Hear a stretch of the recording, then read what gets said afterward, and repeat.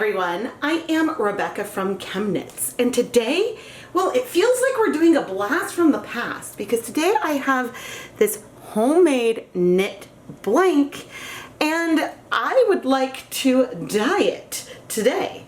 I actually made this blank on one of my hand crank Singer knitting machines based on the circumference of the tube. I don't remember when I made it, but it's been sitting in my stash for a long time. I do have a playlist with making and dyeing homemade blanks if you want to see how I do that. Now, one downside of some of these handmade blanks is that they aren't perfect. You can see here there's some areas with drop stitches that I corrected to continue. But given that one of the goals of the blank is to make something to dye and unravel, it doesn't matter if it's perfect. It's been a while since I've dyed the KnitPicks Galileo base, but I have dyed it in multiple other videos. This sport weight yarn is 50% merino wool, 50% viscose from bamboo.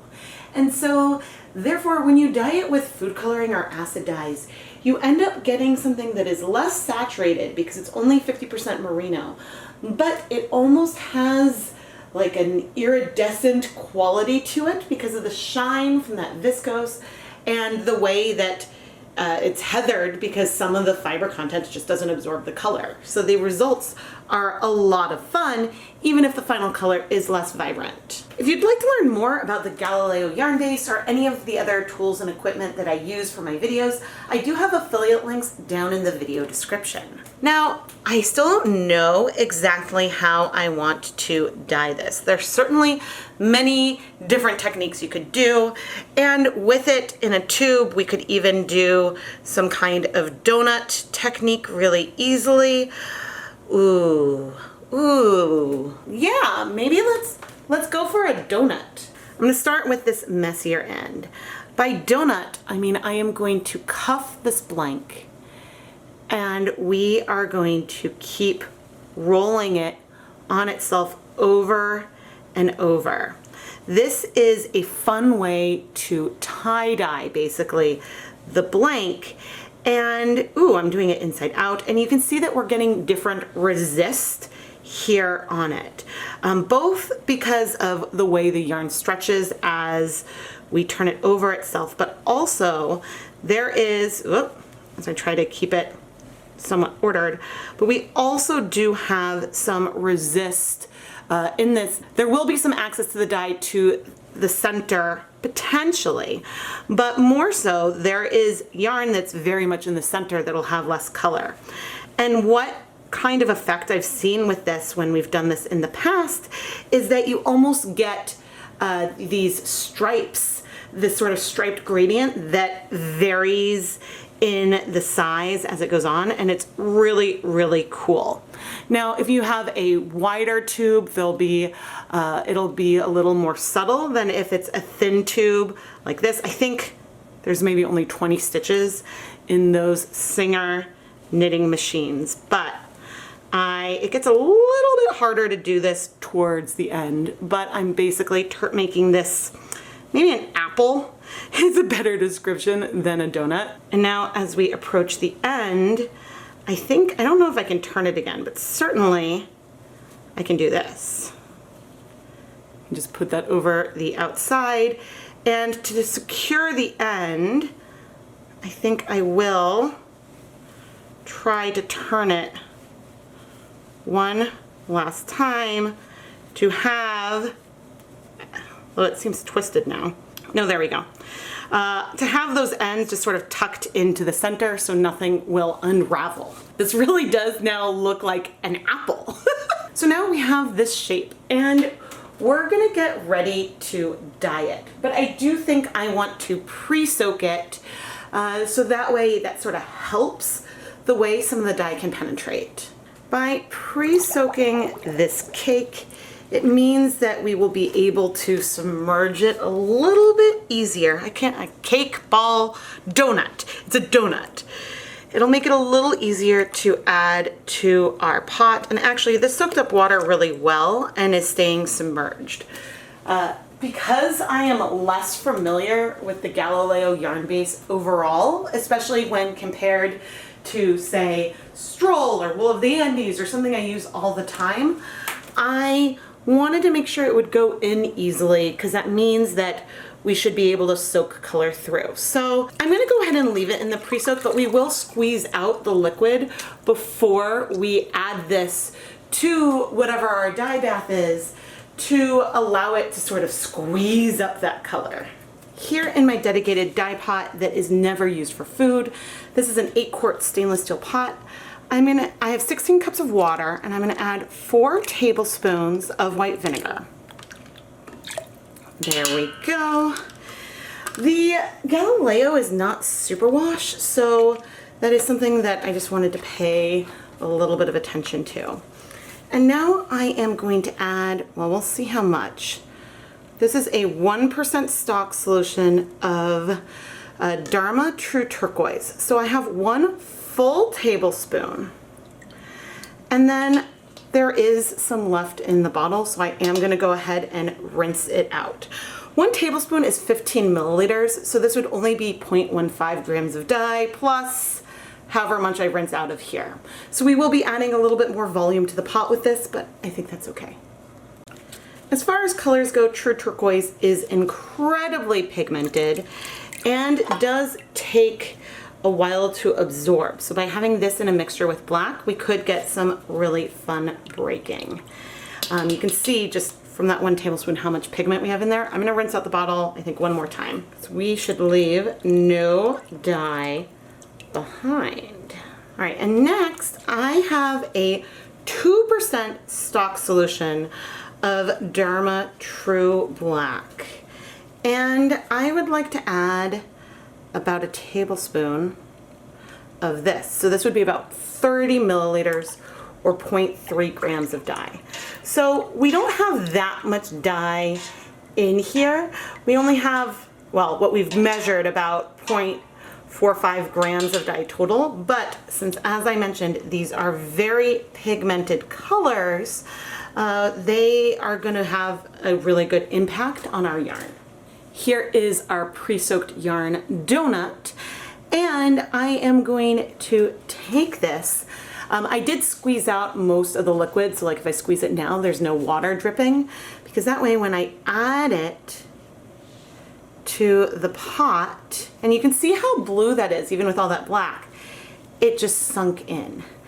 And I'm debating whether I want to squeeze it. I think I'm not gonna squeeze it right now. We can't even see it anymore. Let's move it to the stovetop and then we'll chat. I mean, you can't really see it. I'm gonna turn on the heat and we're gonna start heating this up. You can't see anything. There is acid in here. So in theory, some colors could start striking to the Galileo right away, but not necessarily because, well, we just don't, I don't remember how quickly things strike to that. So I'm gonna heat this up. I'll set a timer for 20 minutes, but we'll come check in if I observe anything different. If I'm gonna go ahead and chat while we're looking at just a black pot, I may as well hop in front of the camera. So what am I hoping to see? What I'm hoping to see is that the blacks strike faster than the blues. So we see some breaking of that more deep, like blackish blue, approaching navy, to then some more turquoise in patches.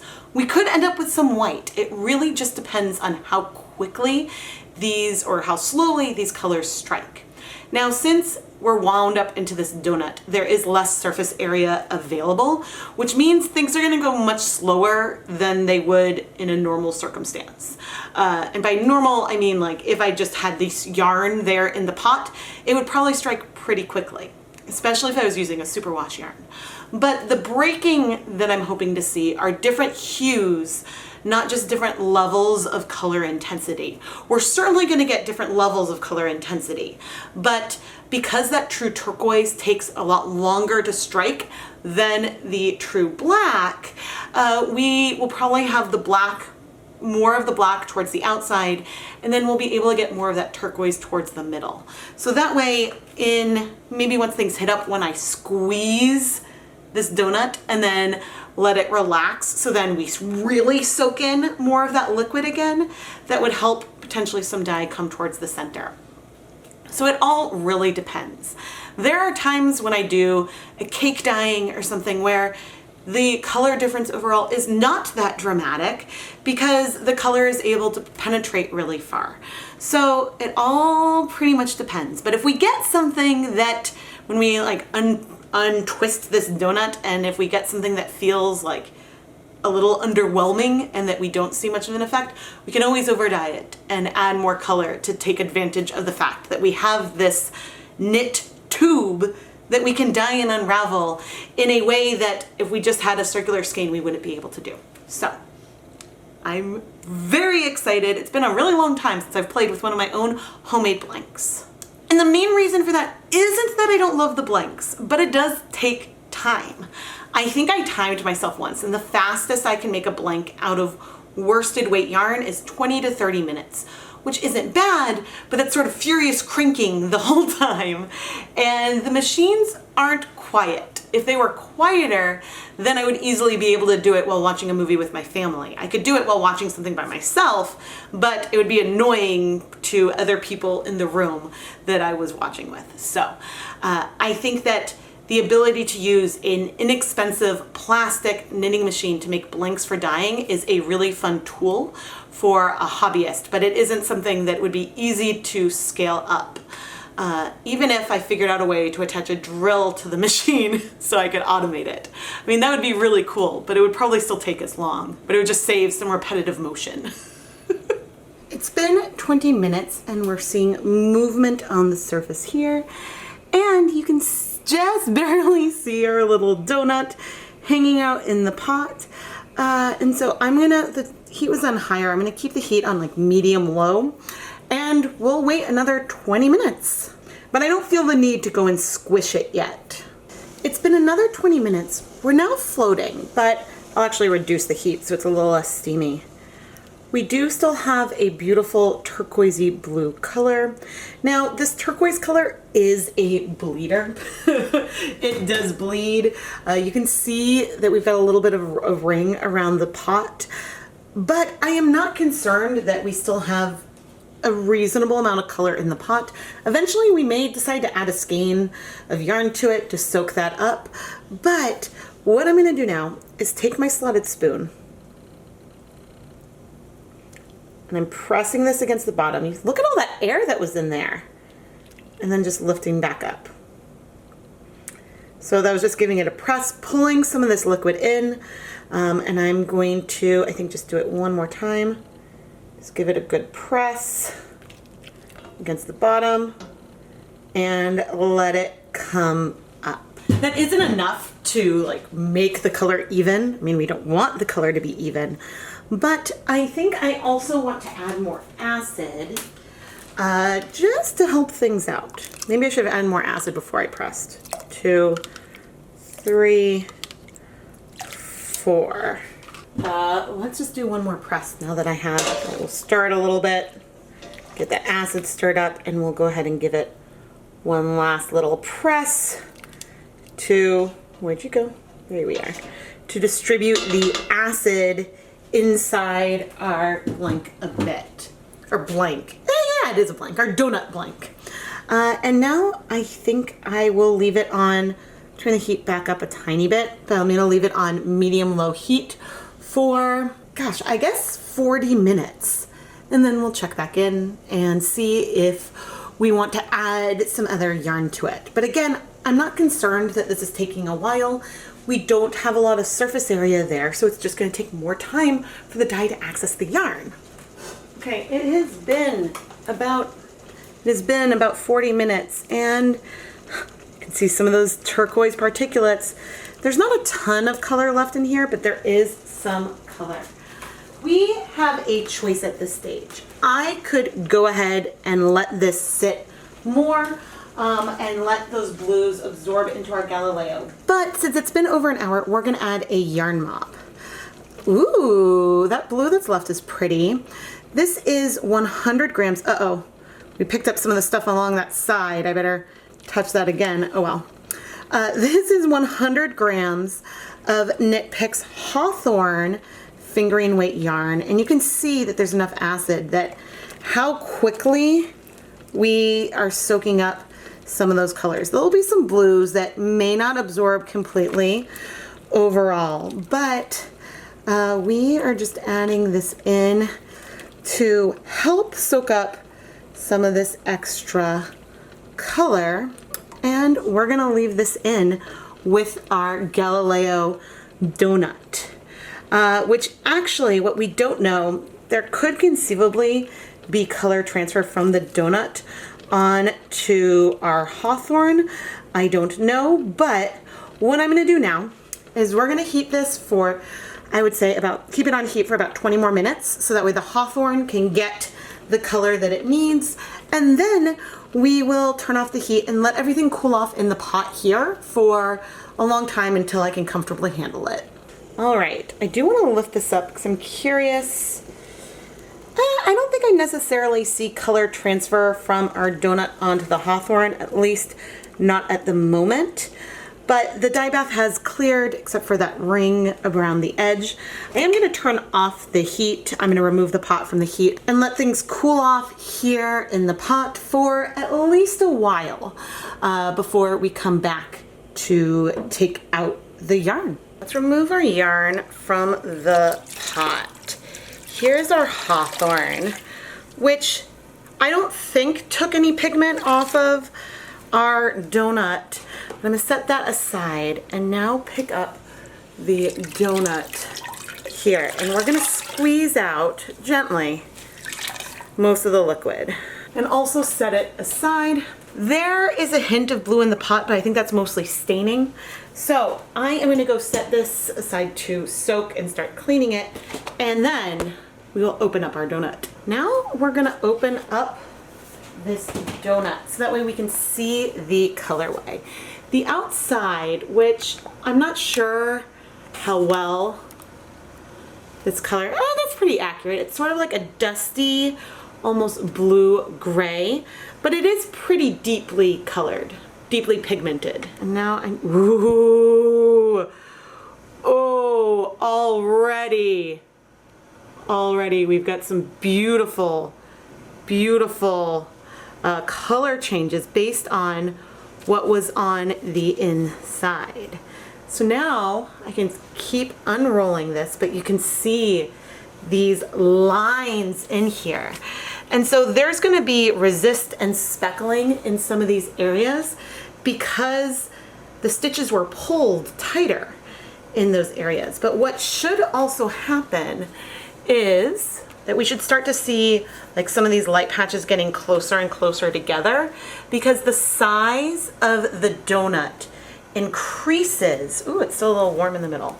The size of the donut increases as you do more layers, and so the size of the yarn on the outside gets bigger and bigger. But this is awesome. Let me arrange it. This is awesome. When I call something like this a gradient, what I mean is that there is a asymmetry, and then we have some aspects of it that start one way and then progressively increases as we go down. So we start with this light blue, and then slowly we get more and more patches of this medium blue that get closer together, longer and darker as we go. Is this going to be a smooth gradient from this light blue to that darkest color? No. If we wanted that, then we should have dip dyed the yarn. But we have something that I think is still really interesting with color changes, and depending on what you make with this yarn, you could see striping. It depends on how long each of these little sections are, but I think that it'll knit up or crochet up in a really, really fun way.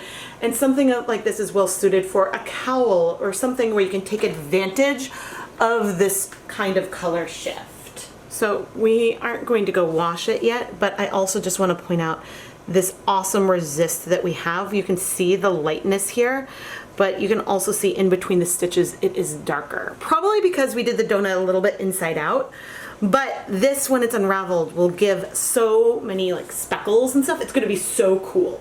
I will show it unraveled at the end. This type of technique may not be for everyone. Not everyone might want to work with it, but what I think is fun about this kind of technique is similar to the fun of tie-dyeing. When you dye your shirt, not quite knowing exactly how it'll turn out, and then you get that moment of reveal and, ooh, I really like this, or, it's okay. So, except I know from experience that this tends to be more of the ooh type category. But anyway, let's go wash it. I'm not sure if we will end up seeing bleeding from that turquoise. We may, but I'm not going to unravel it until it is dry, so that way we don't stretch out the fibers. But yes, we do see some blue coming out. This true turquoise color does in fact bleed. But also, when it comes to like unraveling yarn and blanks, it is easier anyway to do it when it's dry. So let's remove, actually it's not that bad. We'll see how it does with soap. I think in addition to being sort of a tricky color to work with, the true turquoise color has something in it that isn't that soluble. And so sometimes you see it at the edge of the pans and you just have to get it rinsed out of your yarn. So it's annoying, but not impossible. I think that Jacquard's turquoise dye, acid dye, I prefer that one to the Dharma one. And I think the colors are pretty similar. But, oh, this doesn't look bad. That's not bad at all. There's a little bit of bleeding, but it really isn't bad. So what I'm going to do is I am going to let this yarn soak. I am going to add, I had dish soap this before, I am going to use a little bit of Centerpole and I'm just going to rinse the cap off in here. I'm not worried about any back staining or anything, but by soaking in with the soap for, I don't know, 5-10 minutes or something, that can just help draw out. Actually, I'll add one more little rinse of the cap. I'm not sure if it helps with the washing a lot, but soaking for a while does help. So I'm going to fill this up, let it soak for 5-10 minutes or so, and then we'll come back and finish washing. Check back in on our soaking yarn. Oof, it is really, really pretty. I mean, we're still seeing, well, I guess that was the soap. We're expecting to see color there. But let's do another rinse and we will fill this up. Okay, now let's see. I am not really seeing very much color left in there at all. I will go ahead and rinse the yarn a couple more times off camera, but then I'm going to put it through my spin dryer and hang it up to dry. This blank is so much fun. I love dyeing blanks. I love dyeing yarn cakes. I love things that give me, I mean, it's not like a perfect fractal, but it's almost like a fractal feel. This gradient has repeating sections of color that change size as you move through it. And I just think that that is so fun and beautiful. I would love to do a version of this where I use a lot more of the colors. I think that that could be really, really nice. I think that having it be even more saturated would be fun. But don't forget that this yarn base that we used is 50% merino, 50% viscose from bamboo. So the final color isn't as saturated as it could have been because that viscose isn't really taking up much of the pigment. And so this is a base where it definitely looks more pigmented while it is still wet than it does when it is dry, which is something I had to honestly remind myself right now as I was talking. Often when I dye blanks or do a donut type technique, I have the right side on the outside, but this time we rolled it this way. So the outside was actually the quote wrong side of stockinette, which means that we're seeing some lighter patches on the outside, and when we pull, we're getting that darker color beneath, and so that is going to give us some alternating, more regular light and dark patches and speckling that is one of my favorite parts of dyeing blanks. And because we're planning to unravel it, it doesn't matter if we had imperfections within this blank. I think you can even see like a drop stitch that I crocheted up the side to keep going. This is something where if I was trying to knit a tube on this Singer knitting machine, I would be really frustrated about. I should have a video on troubleshooting the machines and making blanks, I think. But since we're planning on unraveling this, drop stitches don't really matter a lot. For reference, here is the skein of Hawthorn, which is 80% superwash fine Highland wool, 20% polyamide. And we added this in after our Galileo Doughnut had been in the bath for over an hour. And I think that at the time, this, well, maybe it felt like could have been some similar pigmentations here with the lightest shades, but with wool yarn, they definitely look lighter when they dry, but not necessarily to that same extent that something that is only like half merino might. The color in this yarn mop, which is a term I use when I throw a skein in to help soak up extra color, it doesn't necessarily feel broken. You can feel elements from both the blue and the black in this muted overall color. But it is a very, very lovely tonal, and I really like it. I really like this color. Now I'm going to go unravel this blank off camera so we can see what the finished yarn looks like. I'm partway through the unraveling, but I wanted to point out a few things. One, I thought it would be nice to give like a little close-up so you can see how these stitches unravel and give us this speckled type effect. Isn't that beautiful? The other thing that's always worth pointing out is that because this was wet in a knit form and dries, it is crimped. You can relax the crimp a bit with, after I'm done filming, I will soak this in water to sort of relax it. But I do know someone now who tried using a sock blank then as a fringe for a woven project, and some amount of crimp did remain. So I think that if you really want to make sure the crimp is gone before you reknit it, you might want to essentially block it with some tension, just if you're going to use it as a fringe for something. But if we look at these stitches, which you can see are lighter on one side and darker on the other, as we unravel, each stitch is getting that light and dark from just the way that that color absorbed and the resist of the stitches, which were presumably stretched on our blank.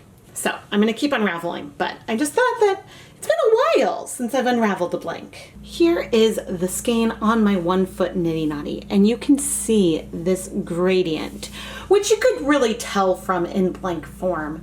This is why I often like to leave yarn in the blank as it was dyed, because, well, it's fun to unravel them, but also it sometimes spatially can help you understand, oh, we've got a lot more of the lighter shade on one side and darker on the other, but we do have transitions in between, which I don't think you can feel the fact that there could be some striping. I suppose you sort of can see here, but there might be some striping that you really do feel when you look at the way the blank was before it was unraveled. But how fun is this?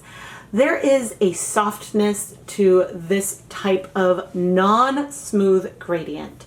This is not necessarily the best yarn to use with a complex stitch pattern because these variations in the color will sort of distract your eye from the stitches and any like cables or lace. But it is something that would really shine with a simpler, whether it is garter stitch, or stockinette, or honestly, if it's woven, I think would be absolutely incredible as well. I'm not trying to leave my crocheters out of this. I think it would be really fun crocheted as well, but I think that in my head there's so many different ways that you could crochet something that it's hard. I have a harder time picturing how it might swatch over different crochet stitches. This is just so fun and so pretty. I need to do more of these donuts again. I miss doing this, and I definitely did sort of whip stitch a commercial blank together to do something like this once, and that worked really well. So I will need to play with this more. definitely. As I mentioned, I am gonna go soak this off camera to help this crimp relax, but oh, it's so fun. The main reason for helping relax the crimp is also it's a lot easier for it to get tangled in this kind of way, and it's a little easier to work with if there isn't as much crimp. One other thing I really want to point out here before I sign off, and that is that this yarn, it's hard to say when it's twisted up that it is a gradient. A skein twisted like this could very much look just like a variegated skein of yarn. And so this is one reason why I like to leave yarn as it's dyed. I mean, that isn't really an option for something like this. And with this crudely made homemade blank, unraveling it, I will always unravel my homemade blanks in case there's like a snag or it's hard to do that. But I think that looking at the yarn like this, it's a lot harder to envision how it would knit up than it is to envision how it might look knit up in this blank form, where you get a sense of the proportion of the darker patches to the lighter patches and how they sort of repeat. Anyway, I am Rebecca from ChemKnits, and I really hope that you enjoyed this video. I do still have some other homemade blanks in my collection, but I also have commercially knit blanks at my disposal. The main reason to make your own blank, in my opinion, is, well, some sites do commercially knit blanks are a lot more expensive, but other than that, there is a limit to the different fiber contents that you can find in pre-made blanks. And so you can find more options and more fiber contents and have that control when you make it yourself. Look at the little bit of shine that we have in this Galileo. The yarn base is really, really fun, and I have more of it to dye. Please make sure you're subscribed to this channel and turn on notifications so you never miss a new video. And if you love this yarn, I don't know if it'll still be in my Etsy shop, but go and check out the ChemKnits Creations Etsy shop for hand-dyed yarn that has been featured in my videos. The listings always have the video title and either exact or approximate date the video was published, so you can go and see exactly how I created those colors. Thank you so much for watching.